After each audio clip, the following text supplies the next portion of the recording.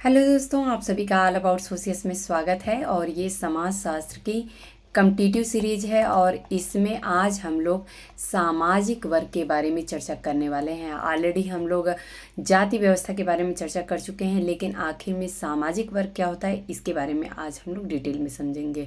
अगर एक कॉमन बोलचाल की भाषा में देखें तो सामाजिक वर्ग जो है था जो सोशल क्लास है, ये लगभग हमको विश्वव्यापी स्तर पे देखने को मिलता है, हर समाज में देखने को मिलता है। जैसे कि अगर हम स्त्री पुरुष वर्ग की बात करें या फिर अमीर गरीब वर्ग की बात करें या फिर उच्च मध्यम और निम्न वर्ग की बात करें, तो इस तरीके से या फिर हम अगर आयु के वर्ग की बात करें कि अलग अलग आयु के वर्ग के लोग होते हैं, जैसे वृद्ध वर्ग के लोग होते हैं और जो बाल्यावस्था वर्ग के बच्चे हैं तो उनकी होते हैं। तो अलग अलग तरीके से हम कैटेगराइज करते हैं। वर्गों की उपस्थिति जो है वो सार्वभौमिक है, अर्थात हर जगह पाई जाती है। तो वर्गों की जो उपस्थिति है वो सार्वभौमिक है। आधुनिक समाजों में तो स्तरीकरण का यही प्रमुख आधार होता है। वर्ग ही होता है जो बताता है कि कौन उच्च वर्ग में है, कौन निम्न वर्ग है, और इसी के बेस पे स्तरीकरण अर्थात जो हमें समाज में या सोसाइटी में स्ट्रैटिफिकेशन देखने को मिलता है उसका मुख्य आधार वर्ग ही होता है। इसलिए मार्क्स कहते हैं कि मनुष्य एक सामाजिक प्राणी है। यहाँ पे आप लोग ध्यान रखिएगा कि ऐसा हो सकता है एग्जाम में पूछ दिया जाए कि किसने कहा है कि मनुष्य एक सामाजिक प्राणी है, परंतु अधिक स्पष्टतया आधारभूत रूप से वह एक वर्ग प्राणी है। तो यहाँ पे उन्होंने माना है कार्ल मार्क्स ने कि मनुष्य जो है एक सामाजिक प्राणी है, लेकिन उससे अधिक कहीं वो एक वर्ग प्राणी है। जैसा कि आप सभी को पता है कि कार्ल मार्क्स ने जो अगर पूरी अपनी थ्योरी का एक्सप्लेनेशन ही है वो आर्थिक आधार पे की है, तो इन्होंने वर्ग को उतना ही ज़्यादा महत्व दिया है। जब जन्म को छोड़ के, यहाँ पे आप लोग ध्यान रखिएगा कि जब जन्म को यदि हम छोड़ दें, जन्म के बेस पे हमारी जाति निर्धारित होती है, लेकिन यदि जन्म की बेस की बात छोड़ दें तो अन्य किसी आधार पे समाज को विभिन्न समूहों में विभाजित किया जाता है। तो ऐसे प्रत्येक समूह को ही सामाजिक वर्ग कहते हैं। तो यहाँ पे आप लोगों को एक बात बहुत ही एकदम स्पष्ट क्लियर हो जानी चाहिए कि इसमें जन्म का कोई रोल नहीं होता है, अर्थात ये प्रदत्त स्थिति में नहीं होती है, ये अर्जित परिस्थिति में है। आप सभी को पता है कि जो वर्ग है वो एक ओपन हमें इंडेड दिखता है, अर्थात उसमें हर कोई अपनी स्थिति को चेंज कर सकता है, जबकि जन्म के आधार पर जो जाति होती है उसमें ये पॉसिबल नहीं होता है। बोटोमोर का कथन है कि वर्ग तथ्यतः समूह होते हैं, वे अपेक्षाकृत उन्मुक्त होते हैं, बंद नहीं, अर्थात खुले हुए होते हैं। उनमें हमें अपनी स्थिति या समाज में जो परिस्थिति है उसको परिवर्तित करने की संभावनाएं होती हैं। उनका आधार निर्विवाद रूप से आर्थिक है, लेकिन वे आर्थिक समूह से कहीं अधिक हैं। वे औद्योगिक समाजों के लाक्षणिक समूह हैं। तो ये कथन जो है वो बोटोमोर का है, सामाजिक वर्ग से संबंधित, इसलिए आप लोग इसे याद रखिएगा। वर्ग की यदि परिभाषा की बात करें तो सबसे पहला कथन हम लोग आगबन एवं निम्काफ का देख लेते हैं। इन्होंने कहा है कि एक सामाजिक वर्ग ऐसे व्यक्तियों का योग है जिनकी एक दिए हुए समाज में अनिवार्य रूप से समान सामाजिक स्थिति होती है। यहाँ पे जो की टर्म है इन लोगों के मैंने हाईलाइट कर दिए हैं, तो उसको आप लोग सिर्फ सामाजिक वर्ग बनाइए। आप लोग एक पेज पे नोट्स जो बनाना है आगबन एवं निम्काफ लिखिए और अनिवार्य रूप से समान सामाजिक स्थिति, बस इतना आप लोगों को याद रखने की ज़रूरत है कि ये सामाजिक वर्ग से संबंधित आगबन एवं निम्काफ का कथन है। मैकाइवर एवं पेस ने कहा है कि एक सामाजिक वर्ग समुदाय का वह भाग है जो सामाजिक स्थिति के आधार पर दूसरों से पृथक किया जा सकता है, कि किसकी सामाजिक स्थिति उच्च है किसकी निम्न है, इसी के आधार पे हम पृथक कर सकते हैं। सॉरी। गुल्डनर के अनुसार एक सामाजिक वर्ग उन व्यक्तियों या परिवारों का योग है जिनकी आर्थिक स्थिति लगभग समान होती है। तो इनके जो परिभाषा दी गई है उसमें की टर्म निकल के आता है कि व्यक्तियों एवं ये परिवारों का योग मानते हैं जिनकी सभी की लगभग आर्थिक स्थिति एक समान होती है, उनको एक वर्ग में रखा जा सकता है। मैक्स वेबर का कथन है कि हम एक समूह को तब तक वर्ग कहते हैं जब तक उस समूह के लोगों को जीवन के कुछ अवसर समान रूप से प्राप्त होते हैं। तो ये लाइफ चांसेस जो है, यहाँ पे जीवन के कुछ अवसर, यहाँ पे मैक्स वेबर का की टर्म है। आप लोगों को पता है कि लाइफ चांसेस और लाइफ स्टाइल की बात इन्होंने की है। तो इस प्रकार से जीवन के कुछ अवसर जो है ये इनके की टर्म्स निकल के आते हैं।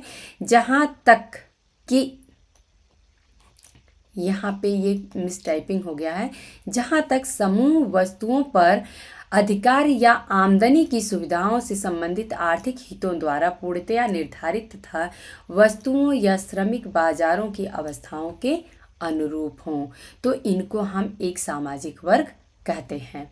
जिस बर्ड का कथन है कि एक सामाजिक वर्ग व्यक्तियों का समूह अथवा विशेष श्रेणी है जिसकी समाज में एक विशेष स्थिति होती है। यह विशेष स्थिति ही अन्य समूहों से उनके संबंध को निर्धारित करती है।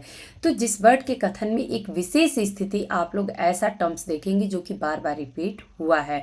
तो विशेष स्थिति जो होती है वही अन्य समूहों से उनको संबंधित करती है या उनको डिफरेंशिएट करती है।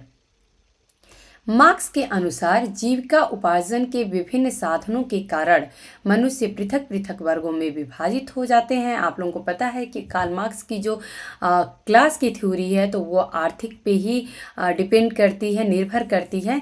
तो इन्होंने बताया है कि जीविका उपार्जन के विभिन्न साधनों के कारण, जिसका बेस ही हमारा आर्थिक ही है, तो इसके कारण मनुष्य पृथक पृथक वर्गों में विभाजित हो जाते हैं।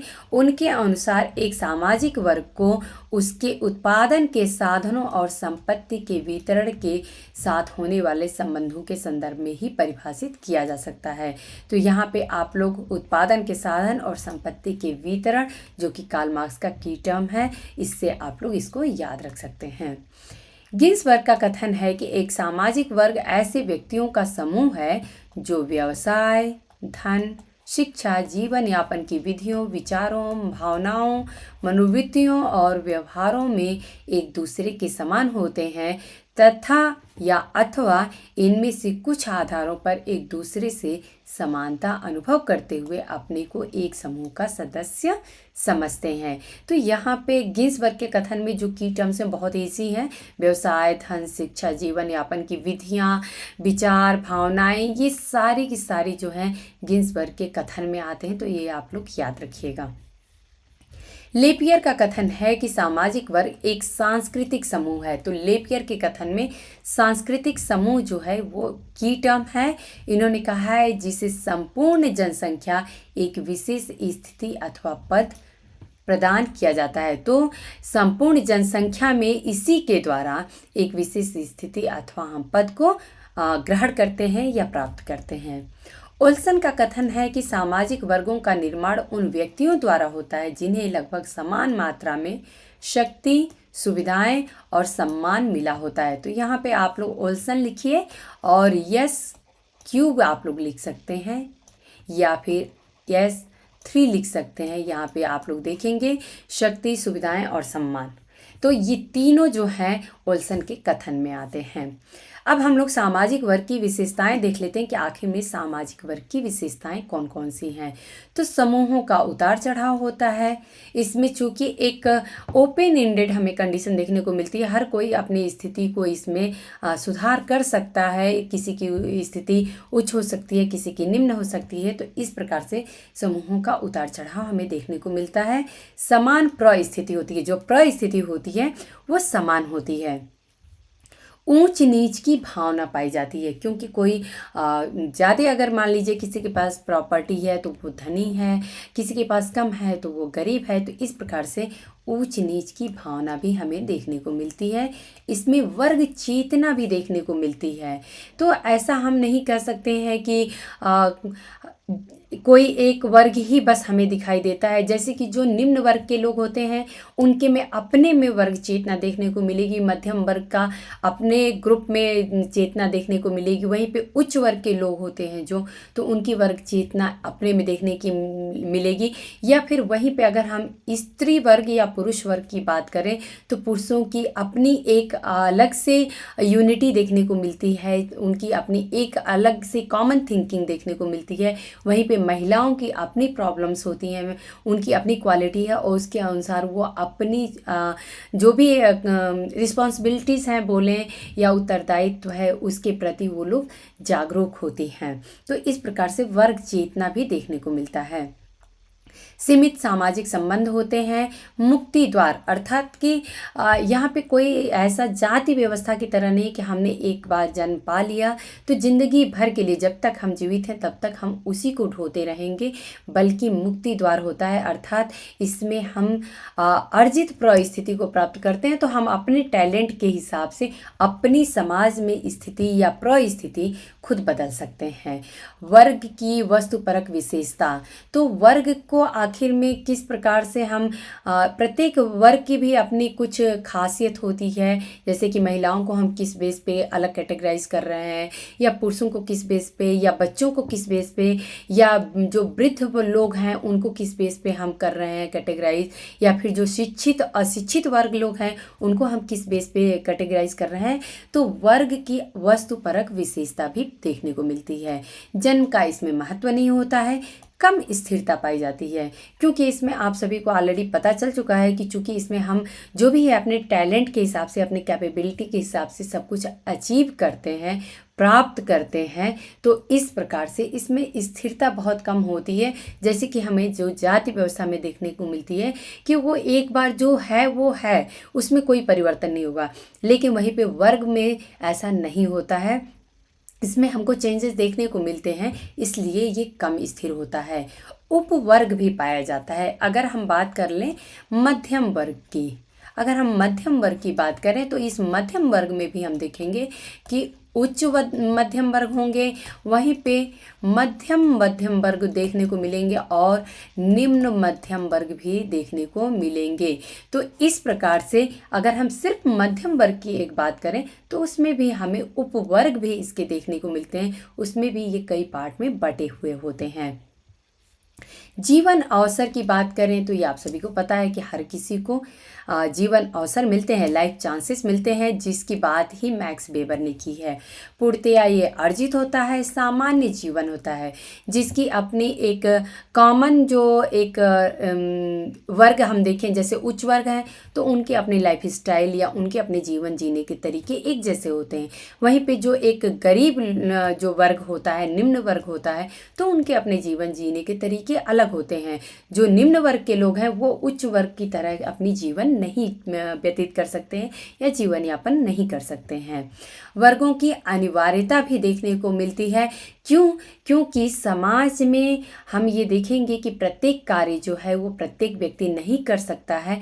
तो अगर बहुत ऐसे काम होते हैं जिसमें बहुत ज़्यादा कौशल की, बहुत ज़्यादा मानसिक क्षमता की ज़रूरत होती है, जो कि प्रत्येक व्यक्ति में हम नहीं ऐसा देख सकते हैं, तो उसके अनुसार उनके टैलेंट के हिसाब से, उनके बौद्धिक स्थिति क्या है उसके अनुसार प्रत्येक व्यक्ति को प्रत्येक कार्य बांटा हुआ है, और इस प्रकार से हमें समाज में वर्गों की अनिवार्यता देखने को मिलती है। एक मिनट, हाँ, वर्ग विभाजन अर्थात निर्धारण के आधार आखिर में कौन से हैं, तो इसमें से सबसे इम्पॉर्टेंट सिर्फ एक नाम याद रखना है, रॉबर्ट बीरस्ट्रीट का। इन्होंने वर्ग विभाजन के 7 आधारों का उल्लेख किया है जो कि निम्नलिखित हैं। इस 7 कौन है? पहला है संपत्ति, धन और आय। ये 7 पॉइंट आप लोग ध्यान रखिएगा, एग्जाम में जरूर पूछ दिए जाते हैं। तो संपत्ति, धन और आय पहला है। परिवार एवं नातेदारी दूसरा है। तीसरा है निवास की स्थिति। चौथा है निवास स्थान की अवधि, व्यवसाय की प्रकृति, शिक्षा और धर्म। तो इस प्रकार से हम समाज में जो वर्ग विभाजन देखते हैं, रॉबर्ट बीरस्ट्रीट ने कहा है कि यही 7 आधार पे हम ये विभाजन देखते हैं। जाति एवं वर्ग में आखिर में अंतर क्या है, हम इसको समझ लेते हैं। तो आप सभी को पता है कि जाति एक बंद वर्ग है, जबकि वर्ग में यह खुलापन पाया जाता है, अर्थात इसमें हमें फ्लेक्सिबिलिटी देखने को मिलती है, हम अपनी स्थिति को चेंज कर सकते हैं। जाति का आधार जन्म है, वर्ग का नहीं है। जाति की सदस्यता जो होती है वो प्रदत्त होती है, जबकि वर्ग की अर्जित होती है। जाति में पेशे जो होते हैं वो निश्चित होते हैं, जबकि वर्ग में ऐसा नहीं है। कोई भी जो व्यवसाय है या पेशा है अपना सकता है। जाति में खान पान पर प्रतिबंध है, बल्कि वर्ग में ऐसा हमें नहीं देखने को मिलता है। जाति जो होती है वो अंतर्विवाही होती है, अर्थात अपनी ही जाति में शादी करना है, जबकि अगर वर्ग की बात करें तो उसमें ऐसा नहीं होता है। ये ऐसा हो सकता है कि एक मध्यम वर्ग का कोई लड़का है वो उच्च वर्ग की लड़की से शादी कर ले, या फिर कोई उच्च वर्ग का लड़का है तो कोई निम्न वर्ग की लड़की से शादी कर सकता है। तो इसमें ये फ्लैक्सिबिलिटी देखने को मिलती है। जाति वर्ग की अपेक्षा अधिक स्थिर है, क्योंकि उस जाति में हम बदलाव नहीं सोच सकते हैं। वर्ग की अपेक्षा जातियों का संस्तरण अधिक निश्चित एवं स्पष्ट होता है, क्योंकि जाति में बिल्कुल कैटेगराइज है कि ब्राह्मण कहाँ पे है, क्षत्रिय कहाँ है, वैश्य कहाँ है, शूद्र कहाँ है, इनकी स्थिति क्या है, और उसमें भी विभिन्न जो जातियां हैं उनकी स्थिति क्या है, वो बिल्कुल एकदम सुस्पष्ट और निश्चित होती है। जबकि वर्ग में ऐसा नहीं होता है, क्योंकि इसमें पोजीशन जो है वो चेंज हो सकती है। तो दोस्तों, आज ये सामाजिक वर्ग से संबंधित कुछ फैक्ट्स थे, कुछ विचारकों के कथन थे। उम्मीद है कि आप लोगों को लेक्चर पसंद आया होगा। अगर पसंद आता है तो आप लोग लाइक किया करिए, कमेंट करके हमें बताया करिए, अपने दोस्तों में शेयर किया करिए। धन्यवाद।